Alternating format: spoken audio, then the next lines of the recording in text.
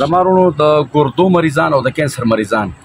د سره ګورې شمله ماسته نری روجه غټه غوښه او زیات تر خواږه دا خواږه دا ټول کینسر دی دا سپین زهر دی د دې نه لږ ځان بچ کړئ د ګردو هغه مریضان چې کم د هغوی زندګي په ډایلیسس باندې وي او زیات تر والا ټنډه یا تورې او په هغې باندې دا اوچه دڼیا دا پې دوړوئ او د غوړو په ځای پکې لږ غونده کې شړشم او تیل یا زیتونو تیل پکې اچوئ انشاءالله